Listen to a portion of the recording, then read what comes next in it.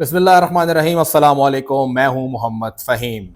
جنوری میں جب نگران حکومت آئی تھی تو تب سے ان کی نظریں دو منصوبوں پر تھیں۔ ایک منصوبہ جسے پشاور کا BRT کہا جاتا ہے، اس منصوبے کو بند کرنے کے لیے حکومت نے اپنی پوری ایڑی چوٹی کا زور لگایا اور منصوبہ تقریباً وہ بند کرنے کے دہانے پہ پہنچ گئی۔ لیکن خوش قسمتی یہ تھی کہ وہ منصوبہ اب تک مکمل نہیں ہے اور ایشیائی ترقیاتی بینک اور Asian agency France development bank, ان دونوں نے اس کے اندر پھر مداخلت کی اور منصوبہ بند ہونے سے رکوایا اور مجبور کیا حکومت کو کہ وہ اپنے وعدے کی پابندی کرے اور رقم جاری کرے۔ وہ منصوبہ تو بچ گیا، لیکن دوسرا منصوبہ جس کے پیچھے وہ ہاتھ دھو کے پڑے ہوئے ہیں وہ ہے صحت سہولت کارڈ کا۔ کیسے خیبر پختونخوا کی 60 یا 66 لاکھ آبادی کو مفت علاج فراہم کیا جا رہا ہے؟ کیوں مفت علاج فراہم کیا جا رہا ہے؟ اور جن جن اسپتالوں کے ذریعے علاج فراہم کیا جا رہا ہے ان کو کیسے ختم کیا جائے گا؟ یہ روز اول سے نگران حکومت کا ایجنڈا رہا ہے اور وہ ہر ممکن کوشش کرتی رہی ہے کہ اس چیز کو روکے۔ پہلے فنڈز روکے گئے، پھر فنڈ جاری کرنے پڑے، میڈیا میں بہت زیادہ تنقید ہوئی، مخالفت میں لوگ گئے، قانون منظور ہو چکا ہے تو کیا رستہ نکالا جائے؟ بہرحال پوری ٹیم بیٹھی اور اس قانون کے اندر ایک ایسا حصہ نکال لیا کہ ہم لوگ کیا کر کے اس چیز کو رکوائیں، اس کے اندر روڑے اٹکائیں، اور اب اس حوالے سے فیصلہ ہو گیا ہے۔ آج جو نگران وزیر ہیں صحت کے، مشیر صحت ہیں ڈاکٹر ریاض انور صاحب، وہ ان کے ساتھ سیکٹری ہیلتھ محمود اسلم صاحب اور پھر ریاض تنولی صاحب جو کہ صحت سہولت کارڈ کے سربراہ ہیں، پورا کارڈ وہ دیکھتے ہیں، انہوں نے اکٹھے پریس کانفرنس کی ہے اور پریس کانفرنس میں صحت سہولت کارڈ کو محدود کرنے کا انہوں نے اعلان کر دیا ہے کہ جو صاحب استطاعت ہے وہ جب اس میں جائیں گے، اسپتال میں جائیں گے، تو بے نظیر انکم سپورٹ پروگرام جو ہے اس سے ہم ڈیٹا سارا کوارڈینیٹ کر رہے ہیں۔ کوئی بھی بندہ جب اسپتال میں جائے گا، کاؤنٹر پہ جائے گا، اسٹیٹ لائف کے کاؤنٹر پہ جائے گا، وہاں باقاعدہ اس کو بتایا جائے گا۔ ہم نے اس میں کوانٹائل بنائے ہیں، مختلف کوانٹائل بنائے ہیں، 5 کوانٹائلز بنائے ہیں۔ اس میں 1، 2 اور 3 کوانٹائل ایسے ہیں جن کی انکم بہت کم ہے، یعنی 31,000 تک ماہانہ ان کی انکم ہے، یعنی یہ ہے کہ بہت ہی غریب طبقہ ہے۔ اس سے ایک آنا ایک پیسہ نہیں لیا جائے گا، سب کچھ ان کے لیے فری ہوگا۔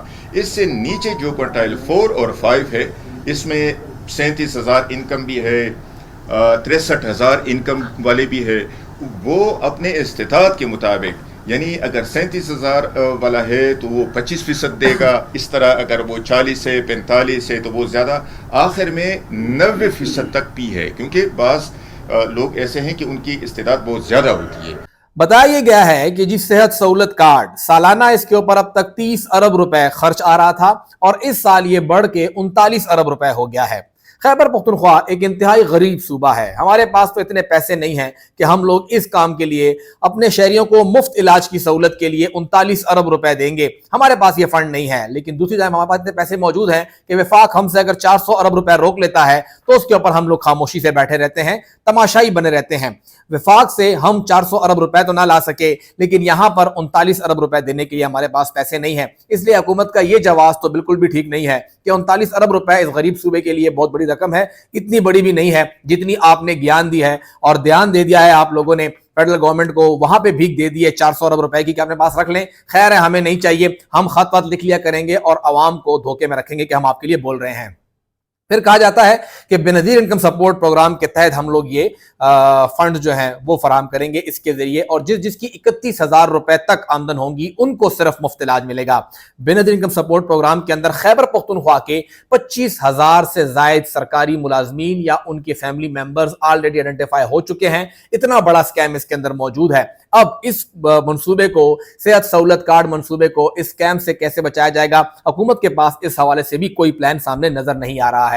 پھر کہا جاتا ہے جی 5 سلیبز ہوں گے، 31,000 سے اوپر جتنی سیلری بڑھتی جائے گی آپ اپنا ایک حصہ دیں گے، 25%، 40%، 60 اور پھر 90% آپ اپنی جیب سے ادا کریں گے۔ کس خوشی میں ادا کریں گے؟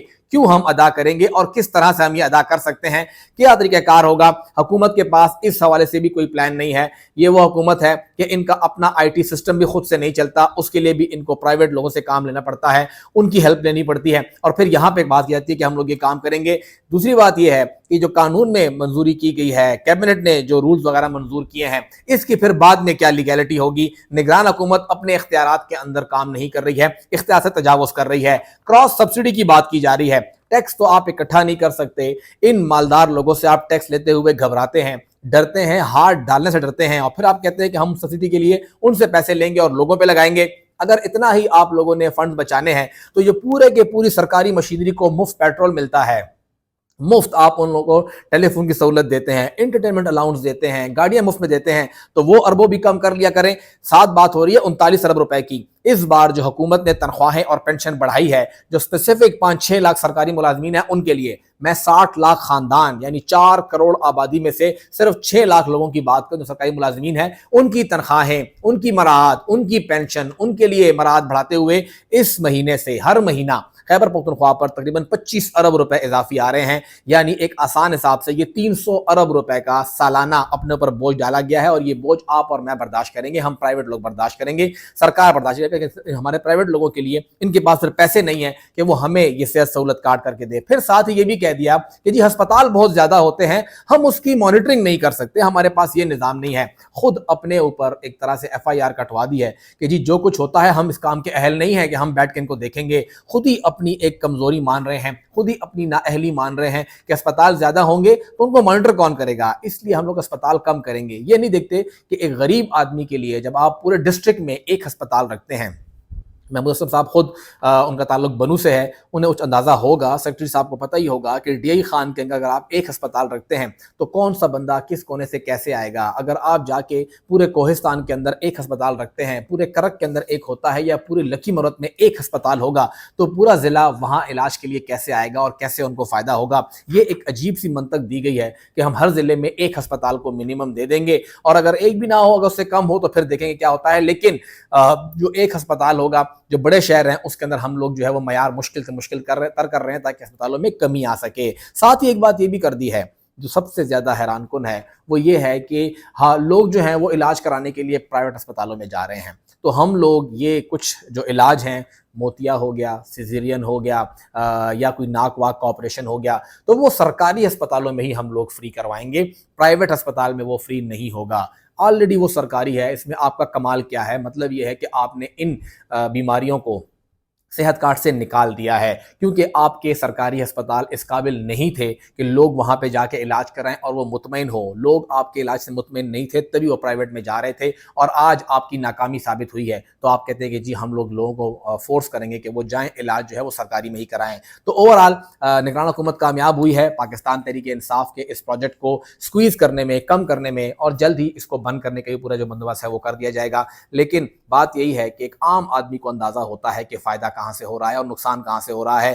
खुद अपने सर पे कुल्हाड़ी मार रहे हैं जो भी कर रहा है। पाकिस्तान तहरीक इंसाफ की मकबूलियत को इससे नुकसान नहीं पहुंचेगा। आप शुरू से जितने भी मंसूबे यहाँ पे अवामी फलाह के हैं, अगर आपको एक पार्टी से मसला है, आप एक पार्टी के खिलाफ हैं, आप एक पार्टी को स्क्वीज करना चाहते हैं, उसको आप लोग टाइट करना चाहते हैं, तो पार्टी को तंग करें ना, आप पब्लिक को क्यों खराब कर रहे हैं। ये जो 39 अरब रुपए थे सालाना, ये पब्लिक की ही मनी है, जो पब्लिक के पैसे आप वफाक के पास पड़े हैं, और आप सूबाई नुमाइंदे बने बैठ के वफाक से पैसे नहीं ला सकते हैं। 400 अरब रुपए वफाक के पास पड़े हुए हैं, वहाँ पे तो आप बोल नहीं सकते, और फिर मेरे पैसे जो मेरे पास लगने हैं आपने वो भी मुझसे रोक लिए हैं। तो ये 39 अरब रुपए रोकना, डॉक्टर रियाज अनवर साहब खुद इसी शोबे से हैं, हाल ही में रिटायर हुए हैं, हैरानकुन तौर पर उनकी जानिब सब कुछ हुआ, लेकिन जाहिर बात है सभी कठपुतली हैं, फैसले कोई और करता है, इन्होंने सिर्फ यस सर कहना होता है, और यस सर कहने के लिए ही इन सबको यहाँ बिठाया गया है। जितने भी वहाँ पे चारों हजरात बैठे थे, सिर्फ यस सर बोलने के लिए ही बैठे रहे।